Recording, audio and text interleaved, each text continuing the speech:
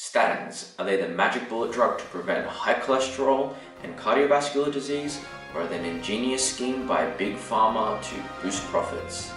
In today's Iron Report, we'll be hearing from 3 medical professionals about their thoughts on the prescription of statins, who should be using them, and whether or not there is an advantage to the new drugs available on the market. I'm Bouzo, and this is the Iron Report. But firstly, how do statins work? Here we can see the HMG-CoA moving towards the HMG-CoA reductase enzyme in the liver. This is what occurs in the synthesis of cholesterol.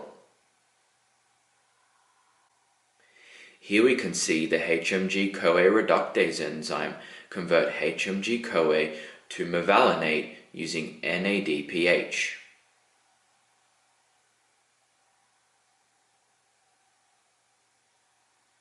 Mevalonate is the precursor for a number of lipids, as well as cholesterol.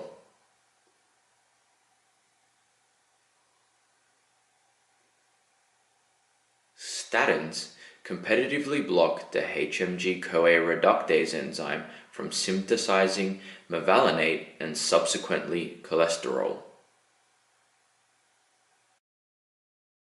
When the body detects reduced LDL and cholesterol levels in the liver, it wants to balance this out.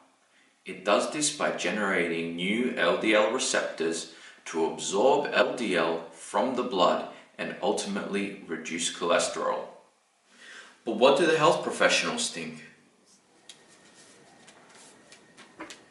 Oh, excuse me, statins. There have actually been a lot of negative media around statins, especially around whether statins are currently being overprescribed.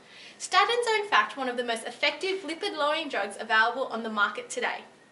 There has been an increase in individuals with high cholesterol within the last decade, with more than a third of Australian adults having high cholesterol. High cholesterol is associated with heart disease and strokes. Statins, such as atorvastatin, which is branded Lipitor, can actually lower LDL, thus preventing the risk of heart attacks and strokes. Newer statins, such as Livalo, have even higher LDL lowering capabilities. Newer statins also have fewer side effects, less interactions with drugs, and are more tolerable in the elderly.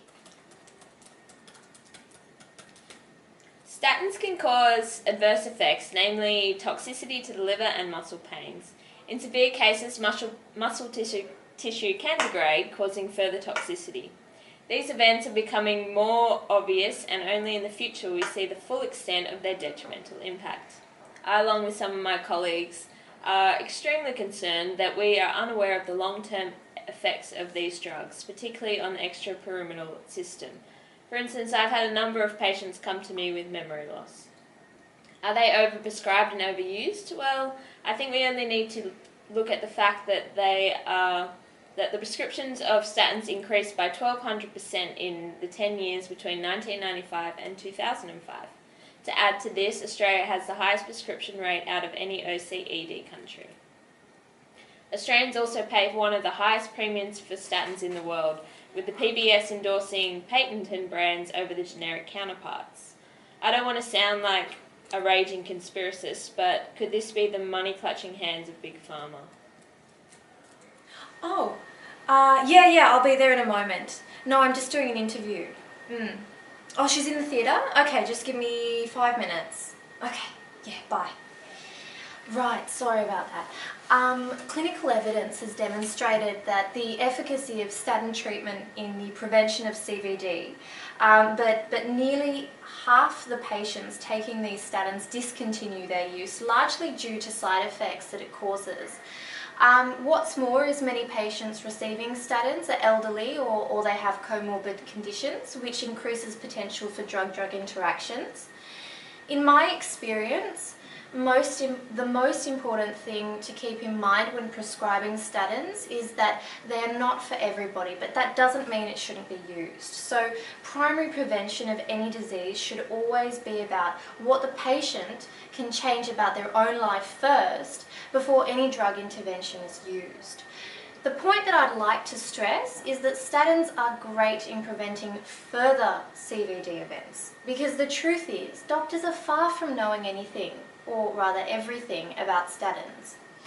Are they right for everybody with high cholesterol? What happens when you take a statin for decades? And can statins help prevent other diseases? All questions we have to keep in mind. With the increasing incidence of cardiovascular disease and high cholesterol, there is no doubt that the statin debate will continue for many years. In high-risk patients, a statin may be the treatment of choice, but in cases of primary prevention, are you more willing to change your diet and exercise habits, or would you rather pay for a statin and risk the side effects? I'm Daniel Bouzo, and this has been the Iron Report.